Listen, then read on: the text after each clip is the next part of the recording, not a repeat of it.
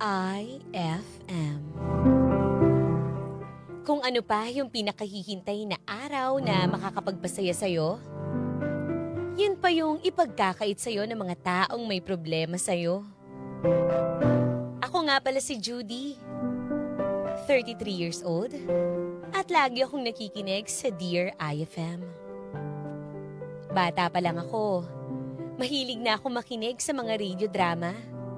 Kaya lagi akong nakaabang sa mga magagandang kwento ng mga letter senders sa radio program na ito. Ang gagaling pa ng mga gumaganap na voice talents. At aaminin ko na minsan, pinangarap ko rin maging katulad nila. Alam nyo, hindi ko talaga ugaling mag-share ng mga pribadong detalye tungkol sa buhay ko mga idol. At kontento na ako maging listener lang ng Dear IFM Sunday. Pero meron kasing isang pangyayari na hanggang ngayon, naaapektuhan pa rin ako. At ito yung dahilan kung bakit naisipan kong ibahagi sa inyo ang kwento ko. Dante, ayoko. Bakit mag-a-abroad ka pa kung may trabaho ka naman dito sa Pilipinas? Judy, hindi mo naman ako naiintindihan eh. Hindi ako kontento sa sinasahod ko dito. Kailangan ko talaga magtrabaho sa ibang bansa. Kung hindi, walang mangyayari sa atin. Pero sapat naman yung sinasahod mo. Bakit parang nakukulangan ka pa rin? Sa ngayon, sapat pa para sa ating dalawa. Pero Judy, kapag nagkaroon na tayo ng pamilya, kulang na sa atin yan. Paanong magiging kulang? Pareho naman tayong nagtatrabaho. Magtutulungan naman tayo eh. Tsaka, paano tayo makakabuo ng pamilya kung hindi naman kita kasama? Judy, huwag ka na makipagtalo sa akin. Desidido na talaga ako. Itutuloy ko yung pag-abroad ko. Wala na ba talaga akong magagawa para mabago ko yung desisyon mo? Wala na. Isa pa, habang tumatagal, lalong tumataas yung mga gastos natin dito. Kailangan ko na talagang gumawa ng paraan. Lalo na at nagbibigay pa rin ako sa tatay ko. Tsaka sa kapatid ko. Yung tungkol nga pala dyan, Dante, hindi naman sa ayokong tumutulong ka sa kanila. Pero, hindi ba pwedeng sibing na lang yung mag-asikaso kay tatay? May sarili na tayong pamilya eh. Hindi pwede yun, Judy. Ipinangako ko sa sarili ko na kapag nag-asawa ako, hindi pa rin matatapos yung responsibilidad ko sa kanila. At baka nakakalimutan mo, dito pa rin tayo nakatira sa bahay namin. Yun na nga eh. Kung bakit ba kasi ayaw mo pang bumukod tayo? Kasi nga, ayokong mahiwalay sa tatay ko. Gusto ko pa rin masigurong maayos yung kalagayan niya. Lalo na at nagkakasakit na rin siya. Hindi mo naman maiaalis sa akin yung pag-aalala ko sa kanya eh. Nag-aalala ka nga sa tatay mo, pero gusto mo pa ring umalis? Alam mo, hindi kita maintindihan eh. Judy, paikot-ikot na lang tayo sa usapan natin. Para sa inyo naman kung bakit ginagawa ko to eh. Huwag mo na akong pigilan. Alam mo naman kasing hindi ko kasundo yung kapatid mo eh. Tapos, iiwan mo pa ako dito. Lumalabas din ang totoo kung bakit ayaw mo mag-abroad ako. Ikaw talaga oh. Bakit ba kasi ang nag-aaway pa kayo ni Bing? Tigilan nyo na nga yan. Ewan ko ba dyan sa kapatid mo? Kahit dati pa, ganyan na siya sa akin eh. Hindi ko alam kung ano ba yung problema niya sa akin. Gusto mo bang gumawa ako ng paraan para makapag-usap kayong dalawa? Para wala na akong iniisip kapag umalis na ako. Wag na. Hindi mo na kailangang gawin yan. Kung talagang gusto niyang makipagkasundo, dapat magkusa siyang lumapit sa akin. Kaya kayo nagkakainitan eh. Pareho kayong mataas ang pride. Dapat wala kayong issue sa isa't isa. Maghipag kayong dalawa. Hindi naman natin mapipilit ng ibang tao kung ayaw nilang makipagbati. Kung ayaw ng kapatid mo sa akin, wala na akong magagawa. Ay, bahala nga kayong dalawa dyan. Ako na nga itong nagkukusang pagbatiin kayo. Ayaw mo pa? Kung bakit ba naman kasi gusto mo pa rin ituloy yung balak mo. Pinatara mo ako dito kasama yung pamilya mo. Kahit alam mong may issue sa akin yung kapatid mo. Tapos, iiwan mo pa rin ako? Sino na lang yung magiging kakampi ko sa bahay na to? Ilang beses ko nang sinabi sa asawa kong mas gusto kong nakahiwalay kami sa kanya-kanya mga pamilya namin. Pero mapilit talaga siyang tumira kami sa bahay ng pamilya niya. Ayaw niya raw maiwan yung tatay niyang may sakit. At ayaw naman daw niyang iwan yung responsibilidad sa pag-aalaga sa kapatid niya. Pinagbigyan ko na lang mga idol. Dahil may punto rin naman siya at mahal ko siya. Pero habang tumatagal, nakasama ko sa bahay ang kapatid niya. Lalong hindi ko ito nakakasundo. Boyfriend ko palang si Dante. Parang mainit na yung dugo sa akin ni Bing. Hindi ko maintindihan kung bakit. Dahil wala naman akong ginagawang masama sa kanya, mga idol. At ngayong nasa ibang bansa na yung asawa ko, lalo pang tumitindi ang away namin ng hipag ko. Bing, may ginagawa ka ba? Sorry pero kailangan nating mag-usap eh. Ate Judy, anong problema mo ha? Nanahimik na nga ako eh. Nananahimik ka ba talaga o nananadya ka? Matuto ka namang hugasan yung pinagkainan mo? O bakit? Nandiyan ka naman ha. Bakit hindi ko maghugas? Ano sabi mo? Tama ba yung narinig ko? Ako pa talaga yung paghuhugasin mo? Ay oo. Eh bakit? Sino ba yung talaga nakatira dito? Di ba kami ni tatay? Sampid ka lang naman dito eh. Oy, for your information, hindi ako sampid lang dito. Kaya wag mo akong utos-utusan ha. Hindi ako kasambahay dito para pagsilbihan kita. Asawa ako ng kuya mo. Kaya matuto kang rumispeto. Kami nga hindi mo nirespeto. Di ba ayaw namin sa'yo? So bakit naging asawa ka pa rin ng kuya ko? Alam mo, ang bastos mo talagang makipag-usap. Ano bang ginawa ko sa'yo at galit na galit ka sa akin, Habing? Wala lang naman. Alam mo, magmula kasi nung naging kayo ni kuya, nabawasan na yung atensyon niya sa amin. Sa akin. Yun lang yung issue mo? Pinagseselosan mo ko? Nang dahil lang dan? Pwede ba? Hindi ka na bata, umayos ka nga. Wala akong pakialam kung anong tingin mo. Basta ayoko sa'yo. Kung bakit ba kasi tumira ka pa dito sa bahay eh? Wag ako ang sisihin mo. Yung kuya mo ang may gustong tumira kami dito. Kung ako lang din naman ang masusunod, gusto ko ring humiwalay sa inyo. Di sige, umalis ka. Pero dito lang ang kuya ko. Mas maganda nga maghiwalay na lang kayo eh. Pwes, kahit ano pang gawin mo, hindi mangyayari yon. Pinakasalan niya ako at mahal niya ako. Kung bakit ba naman kasi dumating ka pa sa buhay ng kuya ko? Dapat kami lang ang mahal niya. Alam mo, ewan ko sa'yo, Bing. Hindi ko maintindihan kung bakit hindi mo matanggap na may sariling buhay si Dante. Mabuti nga at hindi niya pa rin kayo pinapabayaan kahit asawa niya na ako. Hoy, kulang na yung binibigay niya sa amin. Mas malaking pera na nga yung pinapadala niya sa'yo eh. Natural! Ako lang naman kasi yung asawa niya. Siyempre, balak din naming magkaroon ng sarili naming pamilya. Kasalanan niya pa rin ba yun? Tanggalin mo nga yung inggit sa katawan mo. Para sabihin ko sa'yo, hindi ako naiinggit. Sinasabi ko lang na dapat kami yung mas priority niya. May sakit si tatay at siya yung mas nangangailangan. Hindi ikaw. Dapat nga hindi ka na pinapadalan dahil may trabaho ka naman eh. Wala akong magagawa kung yun ang desisyon ng kuya mo. Kung gusto mo, kausapin mo siya tungkol dyan. Ang akin lang, huwag kayo masyadong umasa kay Dante. Ikaw, wala ka pa namang pamilya, di ba? May trabaho ka rin. Bakit dumidepende ka pa rin sa padala niya? O bakit? Masama ba? Yan kasi yung mga problema sa mga asawa. Nagfi-feeling kayong reyna sa bahay. Nakikitira lang naman kayo. Teka nga, lumalayo na yung usapan eh. Bing, alam mo wala ka ng sense kausap. Kung may issue ka sa pinapadala sa inyo ni Dante, kayong dalawa na lang yung mag-usap. Basta ako, ilalaban ko pa rin kung ano yung dapat na para sa akin. Talagang ang kapal ng mukha mo, no?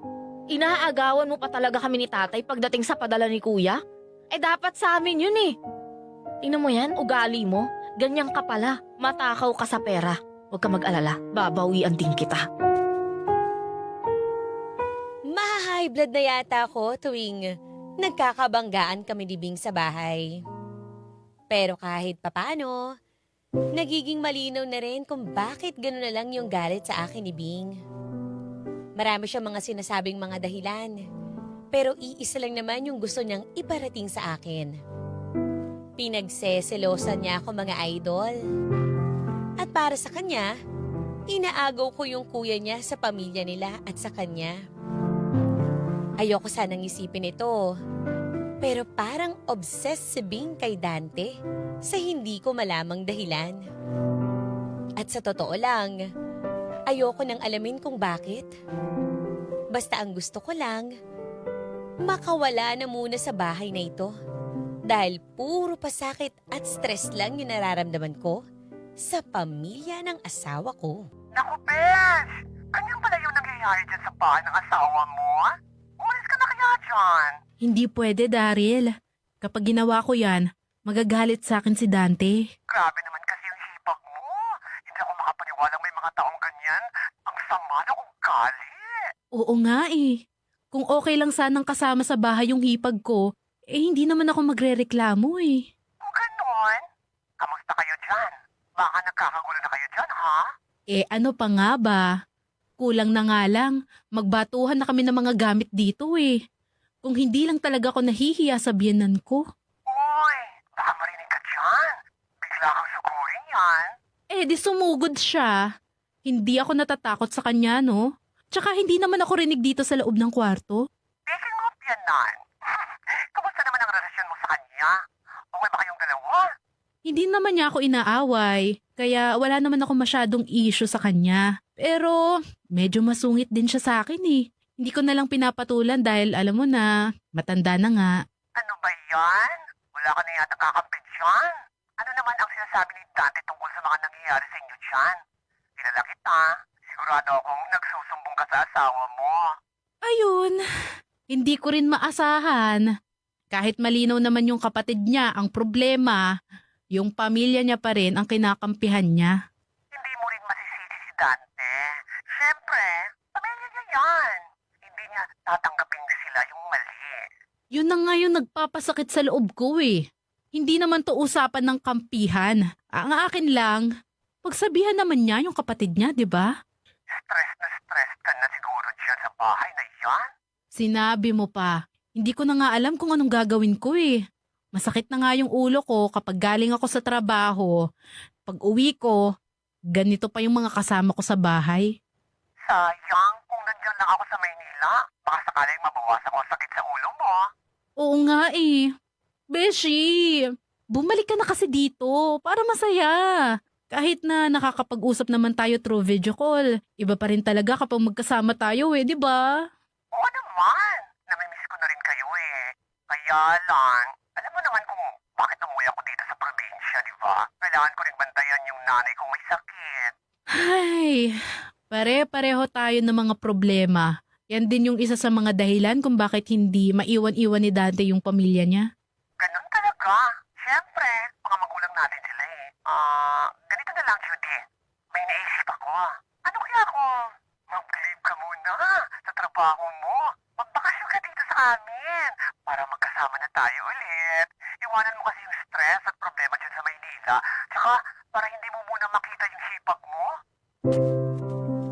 Iba talaga kapag kausap mo muna yung mga malalapit na kaibigan mo, mga idol. Lalo na yung mga kaibigang matagal mo nang hindi nakikita. Bukod pa sa binabalikan nyo yung mga masasayang alaala ninyo, kung minsan, nadadamayan ka niya at nililiwanagan ka pa sa mga problemang pinagdadaanan mo. Hulog talaga ng langit para sa akin si Daryl. Mabuti na lang at niyaya niya akong magbakasyon sa probinsya nila. Ito na siguro yung matagal ko nang hinahanap at hinihintay. Yung makapahinga, maging masaya, at lumayo muna sa mga problema. Lalo na sa mga kasama mo sa bahay na ayaw mo munang makita at makausap. At dahil excited na akong makapagbakasyon sa probinsya ng kaibigan ko, nagpaalam na ako sa trabaho at sinigurado kong maayos ang pagkaka-file ko ng leave ko. Tinapos ko na yung lahat ng mga dapat kong gawin sa trabaho para wala nang problema at wala na akong iniisip habang nagbabakasyon ako. Hindi na talaga ako makapaghintay, mga idol. Dahil sa wakas, makakalayo na ako ng pansamantala sa mga problema at stress ko dito sa Maynila. Ilang araw ko ring hindi makikita ang hipag ko. Sinabihan ko naman siya na mawawala ako ng ilang araw. At wala naman akong narinig na reklamo sa kanya. Hanggang sa dumating na yung pinakahihintay ko, at ito na yung oras para maging masaya naman ako na malayo sa mga taong kinaiinisan ko.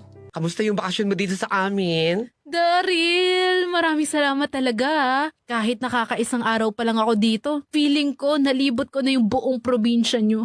Ang OA mo naman, te. Pero salamat naman. At naging masaya ka dito sa amin. Ay talaga, sobrang thank you sa invitation mo. Kasi kahit papano, nakalimutan ko yung mga stress at problema ko sa Maynila. Ay, bakit hindi mo pa diretsuhin? Tuwang-tuwa ka kasi wala yung magaling mong hipag. Ano ka ba? Hindi ko na nga sinabi kasi nga gusto ko siyang makalimutan habang nandito ako sa lugar nyo eh. Eh sus, sorry naman. O sige na, magpahinga ka na dyan at bukas marami pa tayong papasyalan. Hay nako, sabi ko naman sa'yo eh, wag mo na siyang i-mention eh, nabati tuloy. Yung hipag mo na ba yan? Bakit kasi siya tumatawag sa'yo? Kung kailan naman nagbabakasyon ka? Oo nga eh, ano kayong problema ng babaeng to? Huwag mo na kayang sagutin. Hayaan mo na lang siya. Di pwede Daryl eh, baka mamaya may emergency sa bahay. Teka lang, kakausapin ko muna siya. Hello? Hello? Ate Judy? Nasaan ka ba? Kanina pa ako tawag ng tawag sa'yo ah. Sorry Bing, ngayon ko lang nasagot. Ay, alam mo namang nasa bakasyon ako, di ba? Bakit ka tumawag? May problema ba? Umalis ka muna dyan. Umuwi ka muna. Kailangan kita dito may emergency. Bilisan mo! Ha? Emergency? Bakit? May nangyari ba kay tatay? Huwag ka nang mag-tanong. Basta umuwi ka na. Bilisan mo ah. Bakit ba ayaw mong sabihin sa akin kung ano yung nangyari? Bing, malayo ako dyan eh. Hindi agad ako makakauwi. Hello? Hello? Nakakainis talaga tong hipag ko. Hanggang sa bakasyon ba naman, binibwisit pa rin ako? Ano?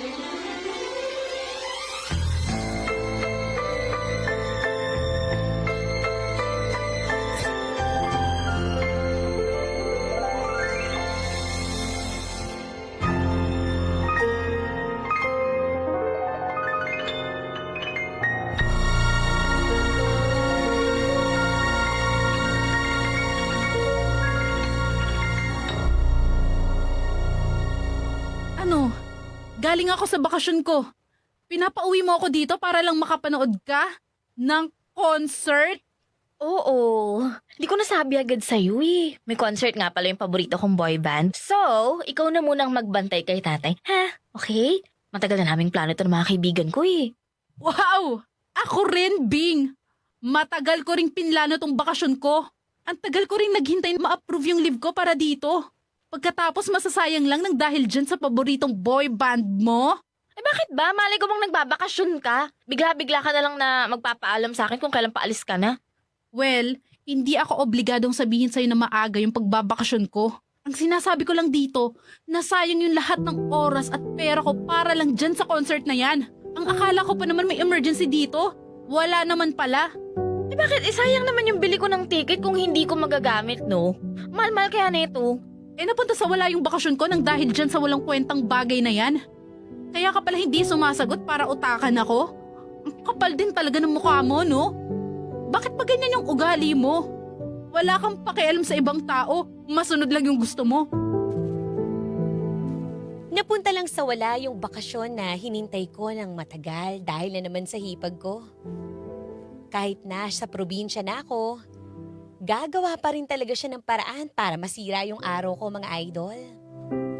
Wala talaga siyang pinipili. Gagawin niya talaga yung lahat para inisin at galitin ako. At kahit malinaw ko nang sinabi sa kanya na hindi ako natutuwa sa ginawa niya, parang walang narinig yung tenga niya. At lumalabas lang siya sa bahay. Sa akin niya iniwan ngayon yung responsibilidad sa pag-aalaga sa tatay niya. Pasensya na kayo. At maiintindihan ko naman kung may mga magtataas ng kilay sa sasabihin ko. Pero aaminin ko lang yung totoong nangyari. Dahil sa sobrang inis ko sa hipag ko, iniwanan ko mag-isa yung biyanan ko sa bahay.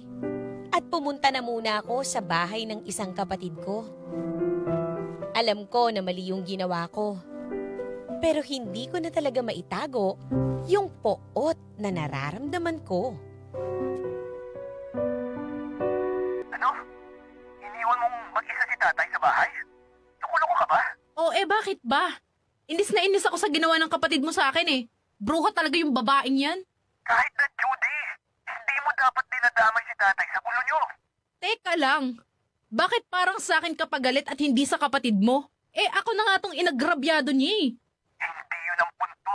Ang pinag-uusapan natin dito, dahil lang sa naiinis ka, iniwan mo mag-isa yung tatay ko sa bahay? Paano pag may nangyaring masama sa kanya?